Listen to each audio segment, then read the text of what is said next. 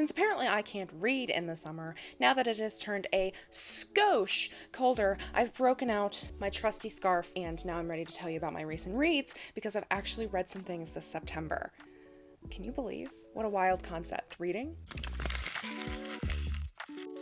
Hello friends, welcome back to my channel. My name is Katie and today I'm going to be giving you my recent reads basically since April. For context, I have read 6 books in September and like 10 in the months leading up to that. So we have some tea to be spilled and I'm excited to get started. So without further ado, let's just dive right in. I'm going to be doing this recent reads slightly differently than I usually do. Normally I go through the books in the order that I read them. However, I'm going to be ranking them based on star ranking that I gave them. It's just easier this way considering I have a broad range of books from a broad range of months. Let's start with my only DNF of the past several months and actually kind of what started my reading slump. And this is unfortunately Witches Steeped in Gold by Shannon Smart. I literally got over halfway through and just could not get through the rest of it. So I did DNF this book. I don't think it's a terrible book by any means. I just personally, it wasn't clicking with me fully. I feel like I don't want to say bamboozled, but I'm going to say bamboozled. Promise of the premise was not there within the, let me see how many pages there is. I got through 118 pages and just the chapter before I stopped, I had gotten the promise of the premise, which is an emperor's daughter working with the overthrown empress's daughter and them working together to topple the current empress, who is a tyrant and is killing people and like murdering children. So, you know, that's what drew me into this book in the first place. And just personally, I did not get this with it. The writing was decent. I think the world building was really cool. I think there's a ton of potential for this book. I just wish it would have started at a different point. And it literally took me over a month to get 319 pages in. And I am a really fast reader when I'm really engaged with the material. And since I really was not enjoying it, and I think it was slowing me down from even picking up other books, I just decided I had to DNF this and probably will not be coming back to it. I just really think there needed to be some adjustments to it, some editing, some developmental editing, in my personal opinion, to give what I wanted this book to give. Even for a fantasy book, it was really slow, and I am very forgiving with fantasy books and them being slow, considering I write fantasy books myself, so I understand how difficult it is, but at the same time, I really only cared about one of the perspectives. There was one perspective who was really, really active and was doing a bunch of stuff. The other daughter, the other girl, the other perspective was just very boring. She didn't have like a whole bunch of stuff going on with her, and her chapters were very much just telling you what was happening as opposed to actually showing the vividness of this world that we were seeing in the other characters' eyes. So was not what I wanted in terms of plotline and characters. I was very underwhelmed, and considering I was already in kind of a reading slump, this was just making it worse. So I did end up DNFing it, which means that it's a DNF, no stars. The next book is one that gets 2 stars and one that I am very mad at. I almost DNF'd this book, but I didn't.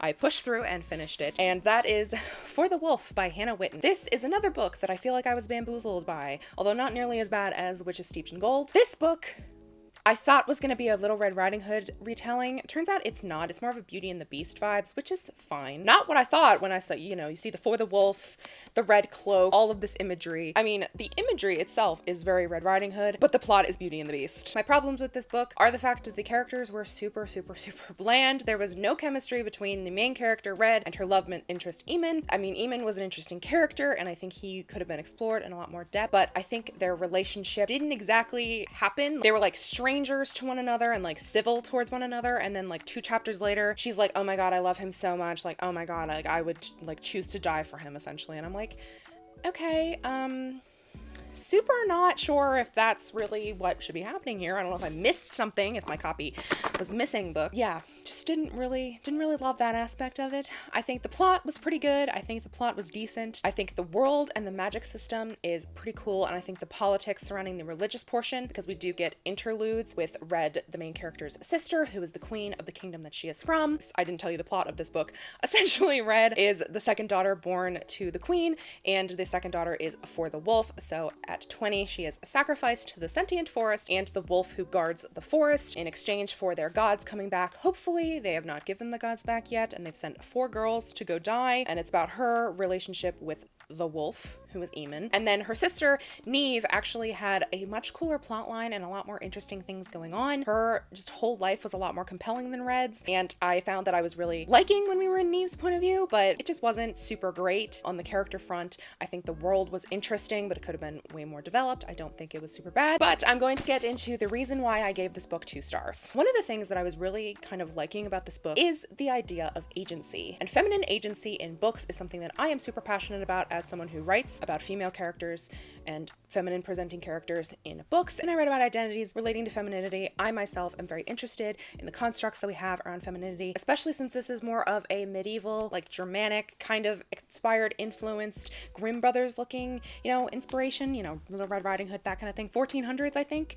I could be wrong. You know the kind of vibe where women don't have a ton of agency. And what I was enjoying about this is how much agency Red and Neve do have in the book. Eamon, through the whole thing, is like, you can make your decisions. You can make your decisions. You can make your own decisions. Like, I'm not gonna be the one to tell you who you should be and who you are and if you should stay here or not. Like, I'm not gonna force you to do anything you don't want to do. And I was like, okay, cool. Like, great. We love a feminist man. We love a feminist man, essentially. And then we get to like the very end of the book. There's like 3 or 4 chapters left. And spoilers if you don't really want to know this big portion of it. Previously, Red had made a choice to allow magic into her body, into her system, and essentially ties herself completely and utterly to Eamon and the forest in order to save it. She makes this decision, she breaks out of the prison that she is in, and she makes this choice for herself. She says, even at some point, I choose this for me. This is who I am. This is who I want to be. And I was like, okay, cool. That's like a great message of like choosing what you want and choosing to embrace this thing that has made you monstrous. And then you get like 2 chapters later and they're fighting the big bad at the end.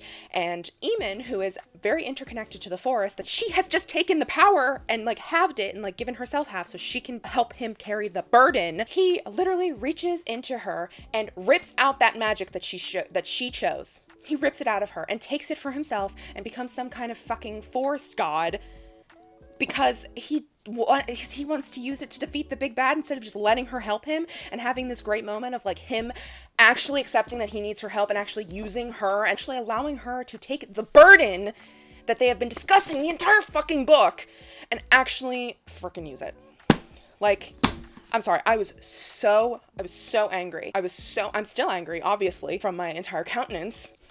I hated that aspect of it more than I can possibly begin to say, but it was just such a reversal of what I wanted and reversal of what had been the narrative theme up until that point, with Red, with the forest, with Red deciding, finally, I'm going to take this power and is going to be mine and I'm not going to be afraid of it anymore. And then Eamon just goes, no, I'm taking your choice away from you, even though for literally 400 pages I've told you you can make your own decisions.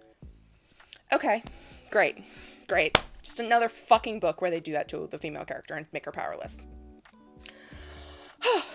Anyway, I've been ranting about it for way too long. So those were the 2 books that I genuinely did not like. Don't recommend either of them. Super hate everything that happened for the most part. Let's move on to something that is maybe a little bit more up someone's alley. These are my 3 stars. So 3 stars for me is an average book, pretty good, would probably recommend, just as a blanket statement. Depending on the premise, you may enjoy it more. Sometimes there are just things that I personally just didn't totally love, and so it's not up in my 4 or 5 ranking categories. Just as a blanket overview, in case you were wondering. And the first one got 3 stars, and that is The Diviners by Libba Bray. This is the first in a series, and this is about a young girl who has like this ability to see secrets in objects, and so she goes to a party and she uses it on a guy who turned out to be like a philanderer and had gotten a girl pregnant, and then she tells everyone this, and everyone's like, oh my god, like, but the guy of course is like a super rich white guy who's already like supposed to be married to like a rich white woman, you know what I mean?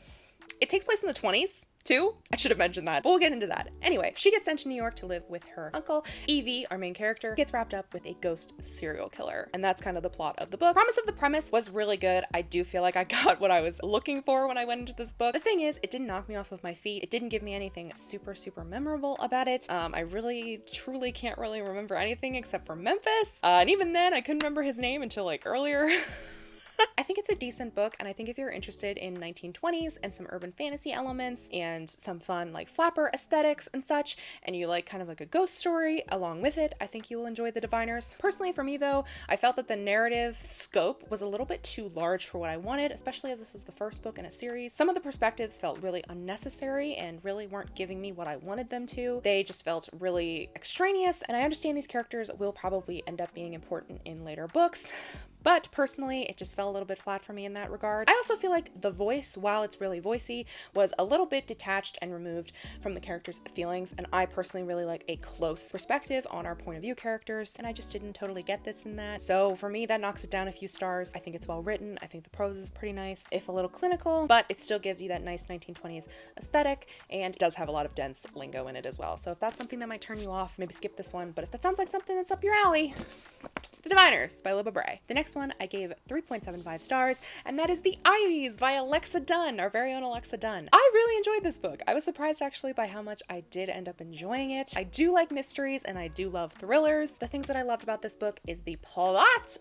So much fun. I love boarding school aesthetics. I love the like detective suspect moment. It was super fun. I will say though, me personally, I watch a lot of mysteries. Like I grew up on like Castle and SVU and a whole bunch of mystery shows. So there's a twist that happens around the midpoint of the book, if I'm remembering correctly. And I guessed that one like immediately, like super early on, before we even had the murder. I guessed this twist. And then the murderer I did end up also getting correct. That didn't take away from my enjoyment of the story overall. I think it is a really interesting commentary on privilege and the way that we tend to villainize people and the way that we also tend to idolize people and the kind of flaws in the gray area between them. Our protagonist is by no means a good person. However, her attempts to find the murderer are what I think makes her so sympathetic, because she is looking for this murderer. She's trying to keep all of her secrets as well, and I just find her character really compelling to me from a character study point of view. I don't relate to her in any way. Super fast paced. Literally read it in like a day and a half. Really fast, page turner, super easy prose to read. It just flew by and I was eating it up. To also be fair, the reason I do give this 3.75 stars is that it's not my usual genre and didn't like super fully blow me away to the point where I was like, wow, that book changed my life. It was more of an entertaining, fun read. It feels like it could be a CW or Netflix show, which I really was needing at that moment. I hadn't read a lot, so I needed something really fast-paced and something that will just get me through the next couple of days, because I was having a rough time and reading this just took me out of my head. So that's why I gave it 3.75 stars, but I still would recommend. Thanks, Alexa, for this fun book. You didn't send it to me, but thanks for giving it to the world. I really enjoyed it. She's not watching. She's not watching. So we're now into the 4 stars. The first 4 star is Malibu Rising by Taylor Jenkins Reid. This takes place during the early 80s, and it follows the Riva family. They are 4 siblings. Their father is Mick Riva, who is a super famous rock star. You may recognize that name if you've read 7 Husbands of Evelyn Hugo, because he is one of the 7 husbands. But she is not the mother of any of the kids in here. I thought this was a fascinating read. I love Taylor Jenkins Reid's writing style. It is very clear and transcendent, and she says so many interesting things. Personally, for me though, this was not my favorite Taylor Jenkins Reid book. It did not surpass 7 Husbands of Evelyn Hugo, but I do think this was a really well done, well crafted novel. I think in the way that the Diviners wanted to have like this whole circle of characters that we kind of move around, and it was unsuccessful in that way, I feel like Malibu Rising was that thing, except done successfully. And I think the connection there is that we really get the characters' backstories, the pieces of them, and there are a lot of characters. A lot of them don't matter. The second half of this book takes place over the majority of one night, and you start to see all of these characters, and these characters that are at a party, and kind of what's happening, and the fact that like anything can happen, these clandestine meetings, moments that will last forever, that are like picture book, but then there's also crazy shit that happens, like the cops come and they're super racist because it's still the 80s, and there's just a whole bunch of fun, crazy stuff that happens in this book. My hand's getting tired. I really enjoyed this. If you like Taylor Jenkins Reid, I would recommend.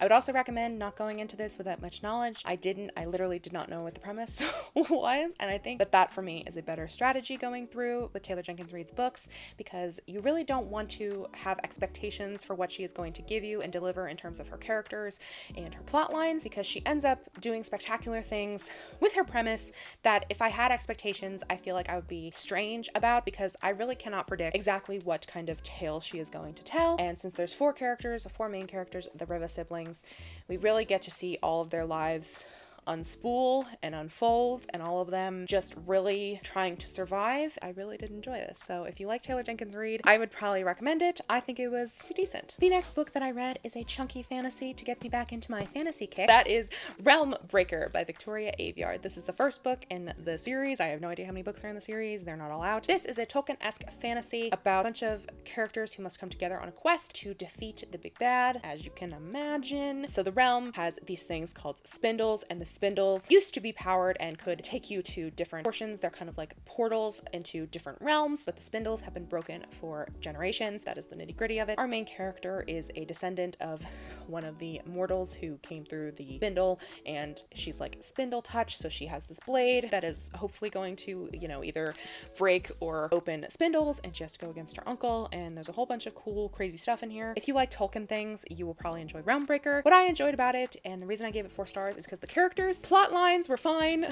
Like, I just found myself not really caring about the plot. The characters were really cool and really great. I really enjoyed all of their different perspectives and the ways that they were different from each other. I think Aveyard did a good job of giving us really different looks at each of the characters, and each of the characters' thoughts are different because of their experiences, their age, what they've gone through, who they are, what they're doing, and they were really easy to distinguish between the others, and they're really nice to know who was who. So it wasn't hard to just figure out like which character is which. No one felt very similar because they're all very different, so they shouldn't feel similar. I can't wait for the second one. It was a fun fantasy. Is it my favorite fantasy of all time? No, we'll be getting there.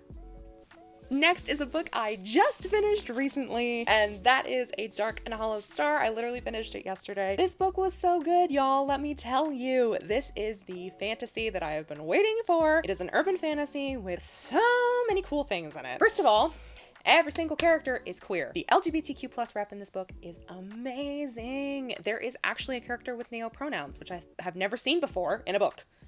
Never seen that before, and I was fascinated. It's amazing. So much great LGBTQ plus rep. So if you read books based on that and you want an urban fantasy, I don't need to say anymore. It's really good. I would say that this book is like Dungeons and Dragons. It really feels like that. It feels very inspired by video games, by Zelda, by Final Fantasy. One of the best urban fantasy world buildings I've had. The very world is very interconnected with modern day, and all the explanations are really cool and really interesting. I think my only con to this book is that while I was interested in the main protagonist, Arlo, I was much more intrigued by the 3 other perspectives, but we got Arlo the absolute most, which is fine. Just, I wish we would have had some variety in the chapters where the 2 characters were together, Arlo and Nausicaa. But other than that, I really enjoyed it. I think it's a super fun book. Prose sometimes is lacking, and sometimes too much information, which is why I say it's kind of like D&D, or it feels like D&D, because there's so much lore and details and depths that you kind of need to understand in order to get to the end result of the plot. But this is building up to be a 4-book series, so I'm not too mad about it. If there's details that I need, I'm sure she will reiterate them and will give me what I need to understand what's happening. You know, that's fairies and gay shit. It's really all you need to know. I'm so excited to talk about this book because it is one of my most highly anticipated reads of the fall. I was so excited for it, and I wish I could go back and read it again for the first time because it was so good. And that is A Lesson in Vengeance by Victoria Lee. This is a gothic thriller that takes place at an academy at a boarding school, and our main character's girlfriend has just recently died the past year, so she took the rest of the year off, and she's coming back as a 5th-year senior, and so she is still at this house, and there's a whole bunch of like occult things going on. It's really fun. Anyway, what I really enjoyed about this book is the nostalgia it gave me for college. I was really reading this book and was like, God, I really want to go back and be in the literature, English writing environment, because some of the things that Victoria Lee wrote in here that the main character was thinking, I was like, that is some shit that I would say in a classroom. Like, fuck yeah. The aesthetic of this book is super dark academia. It is so much fun to experience and to be entangled in and enthralled by. There isn't a lot of actual mystery that's happening. It is more of a thriller along the lines of like The Yellow Wallpaper, which I really love. I love The Yellow Wallpaper. If you haven't read it, I will leave a link PDF down below. It's not very long. So good. One of the classic examples of Gothic literature and also women's literature, and is also based off of Charlotte Perkins' think her name's Charlotte Perkins, her real life experiences as someone who was considered insane during the 1800s and how they treated women and so good. This is kind of like a descendant of that kind of vibe, that kind of feeling, but it's really good, super fun. You don't know whether it's supernatural or natural causes that are happening. It's just really enthralling, really fun, and the writing is sublime. But I really did love this for the academic nostalgia that it just rubbed away at in my heart. So if you like academia settings, if you like reading about dark academia and English literature, this is kind of the book for you. That's why I loved it. So I'm a little biased. The next book I read also got 4.5 stars, and that is These Violent Delights by Chloe Gong. I surprisingly really enjoyed this. I had such a good time reading this. I'm really excited for the second book. I've already pre-ordered it. This is a Romeo and Juliet retelling taking place in the 1920s in Shanghai. There is so much interesting stuff about this. There's such an interesting conversation about colonialism and a lot about race and romance and the relationship between two people who are really young and fall in love, Roma and Juliet. And then what happens when something breaks that relationship, and then they have to then figure out how to reconcile who they have become, because this world has made them that, and they really have to go through a lot in order to survive, in order to become better people, and in some cases become worse people. This is a really good Romeo and Juliet retelling. I love Shakespeare, so every time there's a little Shakespeare reference, a little Romeo and Juliet reference, it made me real happy, because I love Shakespeare. As you can tell, bards dispense profanity. And all of my Shakespeare books. Romeo and Juliet is right there. There's Romeo and Juliet. It's the really ugly cover version from Signet Classics. But yes, I did end up really enjoying this book. It's a fun book. It has a lot of fun mystery elements to it, while also being really true to the 1920s glamour and glitz and flapper life. Juliet is such an awesome character. I love her character. I love badass bitches who know they're monsters and must be monstrous in order to survive in this world. This is a running theme of the books that I've read, that I just really like female empowerment, and I like reading about bitches who are just monstrous. If you've read The Wrath King, you're not surprised. I really enjoyed These Violent Delights, 4.5 stars, really excited for the sequel. All right, and we are finally into the 5-star reads. I'm so excited to talk about these. Hold on to your hats, people. We still have a couple more books to get through. The first one on my list is The Anthropocene, reviewed by John Green, and I gave this 5 stars. This book is so good, you guys. So this is nonfiction. I know it says John Green, don't let it scare you, but it's nonfiction. And the reason I picked this up is because despite the fact that John Green does not usually write within the genres and demographics that I like to read in, I really enjoy Vlogbrothers and listening to Vlogbrothers videos, and I get a lot of comfort from listening to John Green talk.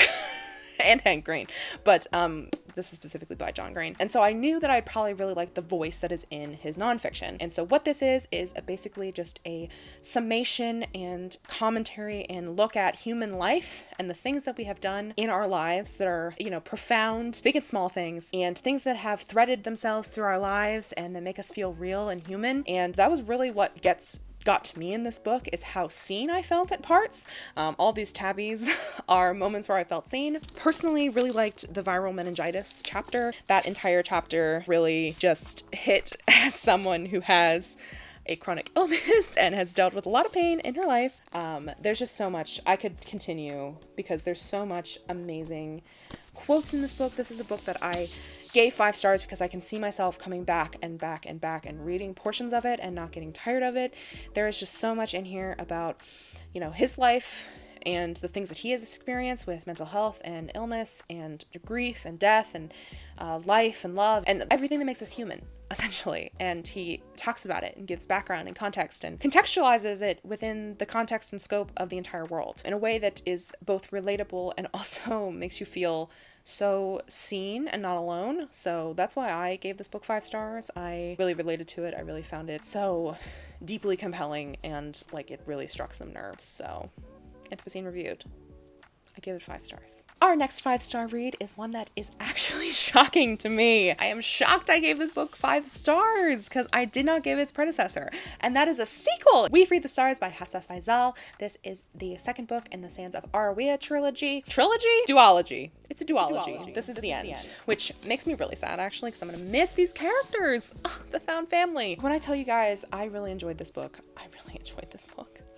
This book made me feel things. I can't get into the spoilers and details because this is book 2, but the prose, oh my gosh. Hafsa Faisal's grasp of language and the way that she knits words together into beautifully strung sentences just absolutely blows my mind. She describes emotions in such a way that it's like, wow, that is really what it feels like, doesn't it? Like, it's just amazing. It's really good. The plot's also pretty good. You can tell I don't really care about plot, telling you the plots of things, because I don't really care about plot. I'm a character gal. But the plot was really good. I think it wrapped up the story really nicely. I really loved the romance. Yes, give me that romance. There's also a ton about gender and female empowerment. Yet again, a lot of things about what it's like to be a woman and being perceived as a woman, especially within the context of this world, and within our main heroine's world where the caliphate that she grows up in is very anti-woman and very oppressive towards women, and she has to take on a male moniker and a male role, dress herself as a man in order to save her family, save her village, feed her family, and make sure people are safe. And so her shedding that, but also still being that person who is constrained by gender is really interesting, along with like the ideas of revenge and the idea of you can sometimes be fighting so long that you forget what you're fighting for. Super great. The prose, fantasy, world building, super on par. I will literally pick up anything that Hafsa Faizal writes now. So, which she's coming out with a book that has vampires in it, and you guys know I love vampires. Tempest of Tea. I can't wait to pre-order that book and see the cover and fall in love with more characters, because she writes great characters. She writes a wonderful found family, and you know I'm a slut for found family. And finally, my favorite fantasy series of all time. The books that stole my heart utterly and completely. So good. When I tell you, if you like fantasy, please go read this trilogy. I've talked about it before. Please go read it.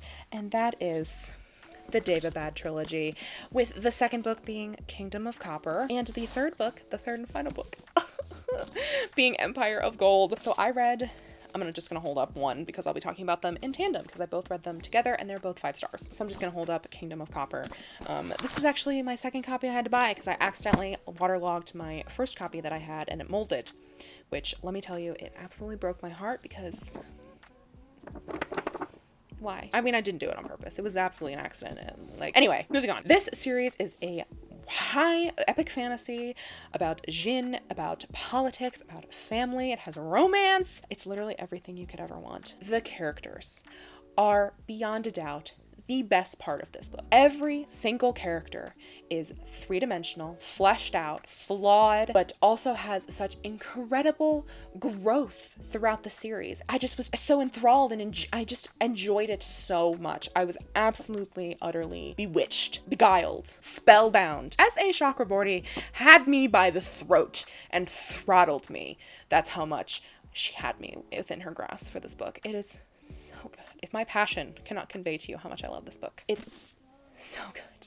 So good. Dara is my favorite character, and I know this might be a controversial opinion, and if you've read it, you might think that this is controversial, but I think Dara is the most interesting character to me, and he has had such a rich and thorough background, and the way that she treats him and the way that she writes him is with such empathy and such feeling and such emotion, and there is so much depth and rawness to the way that these characters behave, to the way that the characters move within the world that she has created. There is so much that can be taken away about racism, about gender identity, about politics. It's so chock full, jam-packed, so full of amazing, wonderful things, and just conflict that feels so natural within the world that she has built. Everything that happened is built from in the first book. So you read the first book, everything is built and moved through the lens that you see in the first book, which makes it a very easy series to move through because the political changes and such really aid and create the conflict within the story. It is once again a book that is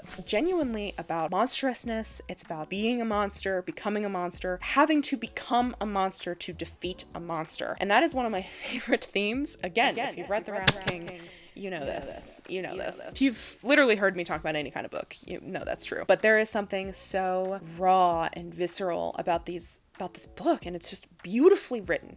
So beautifully written. It unfolds, it's funny, it's got so much humor in it as well. It's so hopeful. There is just such an aspect of hope within it that just really made it an easy book to read, and I just trusted that it was going to end up okay in the end. And yeah, is everything perfect?